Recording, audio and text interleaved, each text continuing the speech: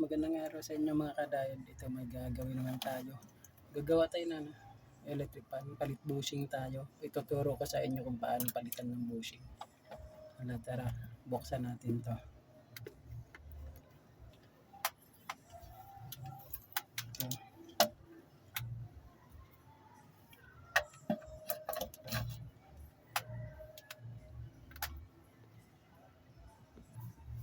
Pag nabuksan nyo itong apat na tornilyo dito, may nakita kayong dito, lock.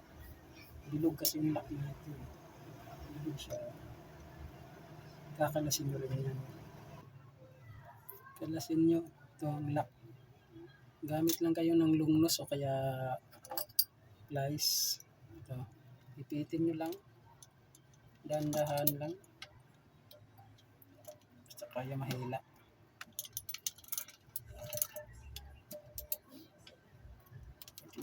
Kaya tagawang na siya. Ito, natanggal na siya. Ito, yung lock.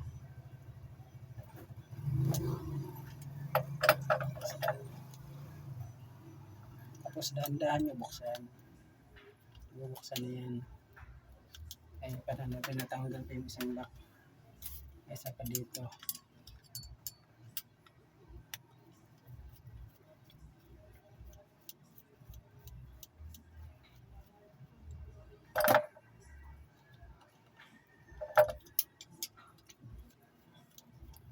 Ingatan niya lang. Tapos mamaya, tutorial ko sa inyo kung paano dahan-dahanin natin pag kalas nito. Ayan na. Dahan lang, ingat lang. Ito nito. Tapos kakalasin natin ito.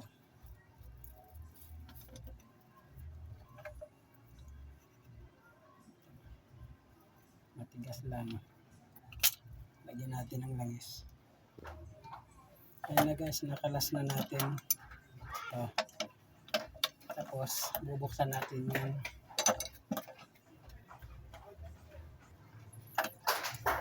Ang pagbukas nyo nito, sungkit mo lagyan ng plies. Ito, gamit kayo ng plies. Sungkit nyo lang ganyan. Medyo may pwersa lang. Sungkitin nyo lang. Para makita.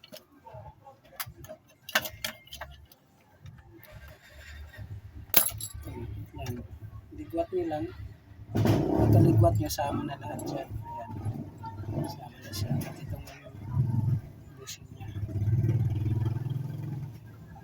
Kasi yung pumya, durog. Durog pa. Palitan natin yan.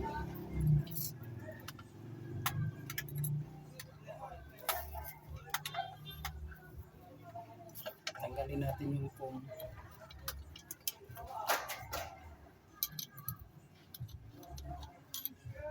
Kalinis nyo sa loob. Kailangan linisan para matanggal yung mga tirangkol kasi kakalag din yan. Kaya malinis siya.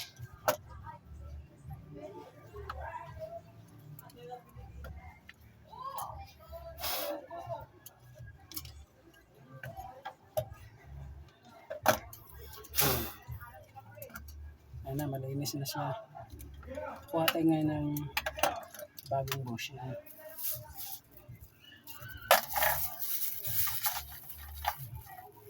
Itong bushing yung maliit. So ito kapalit natin. Dash lang yung walang ulo. Kasi walang ulo. Ito palit natin. Patay dalawa. Kasi kakabit natin sa kabila yan. Marami tayong bushing na nabili tayo. Nabili natin sa Lazada. Maraming mabili sa Lazada ang bushing. Lahat ng klaseng bushing. May ulo din. Ito. May ulo siya. Electric fan din.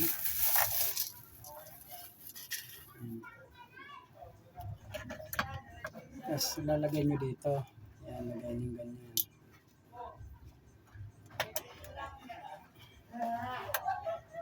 Saka nyo lagay yung kasi wala tayong foam na stock dito. Palitan natin ng para-paraan. bulak. Hanap tayong bulak. Ito, nakakuha tayo ng bulak. Ito. Yan, ilalagay natin dyan.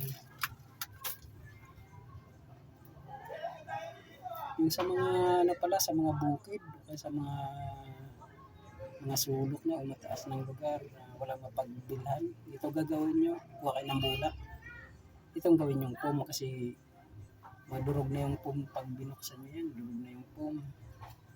Kaya ito gagawin yung pum. Importante kasi yung mais yung nag-a-absorb ng init. Yung lalagyan ng langis.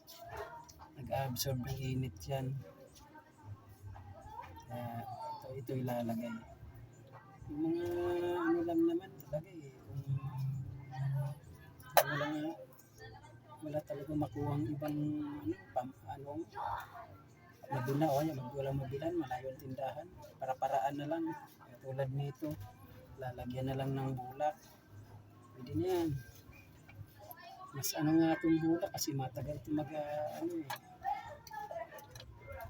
ina-absorb niya yung at saka matibay siya. Na-absorb niya yung langis.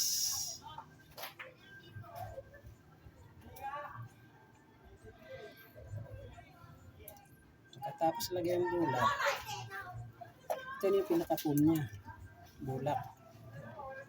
Lalagyan nyo ngayon ng langis yan. Yung paligid niya. Yan. Punuin nyo lang ng langis. Huwag masyado. Yung hindi man huwag na puno. Basta hindi lang siya umapaw. Tama lang na mapuno siya. Ma-absorb lang ng bulak. Yan. Para di umaba yung video natin, skip muna natin. Pagbalik nyo pala ng itong flower lock nya, babaluktutin nyo lang konti, ito dulo, para hindi kayo mahirapan. Nyo lang konti, para hindi mahirap pagkabit doon. Yan nyo lang yan ang ginagawa ko. Ibaluktot nyo lang konti.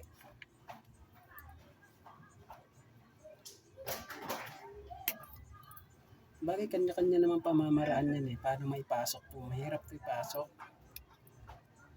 Mahirap ito siya ipasok. Sa akin lang kasi kinukurba konti. Tapos pupukpukin ko na lang doon. Ang ginagawa ko. Kasi ito yung pinakamahirap talaga ikabit. Itong flower lock na to. Lock. Mahirap. Mahirap. Para pag nagano na siya. Yan, madali na siyang yan. Sabay nyo pupukpukin. Tapos i-align nyo lang sa dati. Ganun ginagawa ko para magkasya siya agad daw.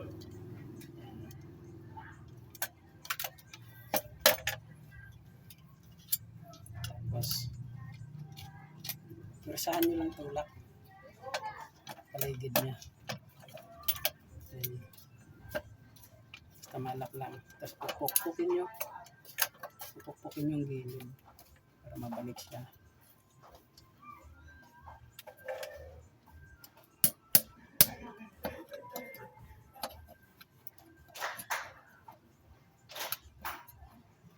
Dandahan ang pukpuk mo. Babalik na yan. Yung pinakamahirap na talaga part. Yun sa electric pan. Tulak nyo lang ganun. Tsagaan nyo lang.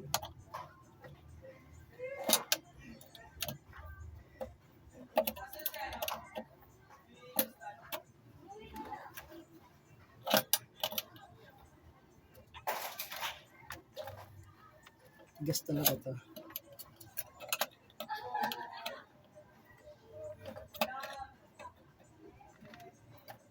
Pawisan ka nito pag nagano ka.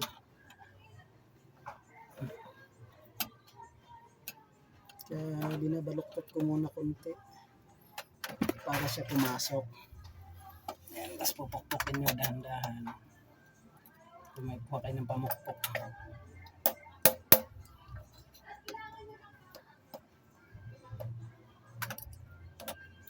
Yung gilid, pinakagilid lang niya.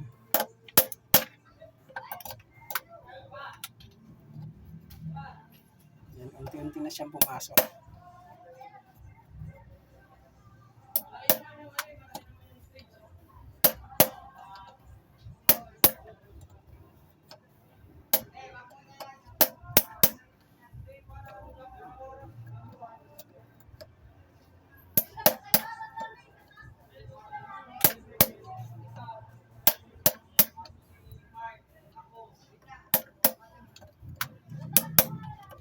pumasok na siya.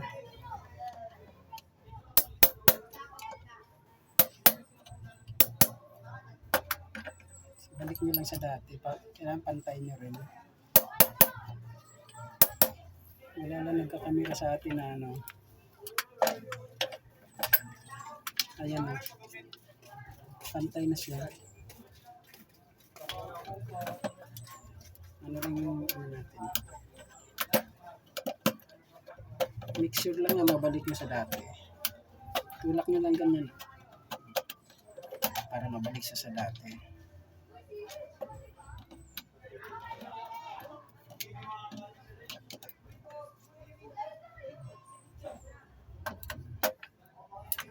Ayan na. Ganun din dito. Pag-lock nito. Dahan-dahanan nyo rin. Ikurban nyo lang ng kaunti yung dulo. Yung kaninang ginagawa ko. Ipakurban nyo lang ganun. Kurban nyo lang. Yung pinakadulo lang ha. Pinakadulo.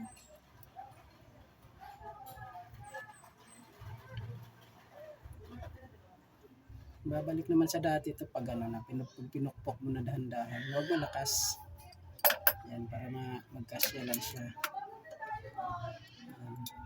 Medyo maluwag na nga siya. Kaya madali mo na ipasok. Saka mo na pukpukin para maglalak na siya yung gilid. Yun yung paraan ko. Yan, pukpukin nyo sa ano. Yan. Para mabalik yung lock niya.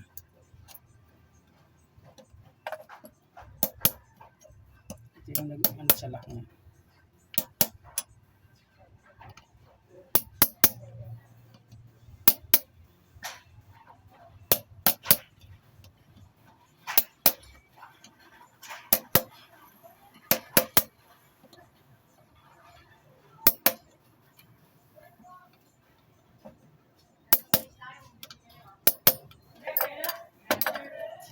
Ngayon na.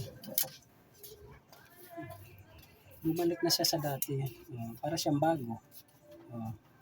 Kanya-kanya ka ng pamamaraan na paglagay nito.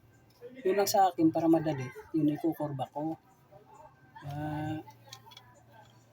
Madali para sa akin. Sa bagay sa inyo, discardin nyo na yun. Sa akin, tinuturo ko lang. Kung saan ako napadali nito. Ayan, ganun yung gagawin nyo sa kabila. Yung tinuturo ko sa inyo. Pag ano, nahirapan kayo, diskartehan nyo na lang na ibang diskarte. Ganun ang madali para sa akin. Maraming salamat sa panonood. Hindi ko na ipakita yung ikabit ko. Pinakita ko lang kasi sa bushing lang tayo nagpo-focus. Kaya okay naman siya. Tinuturo ko na sa inyo kung paano napadali sa akin. Kaya maraming salamat sa panonood sa inyo. Have a nice day.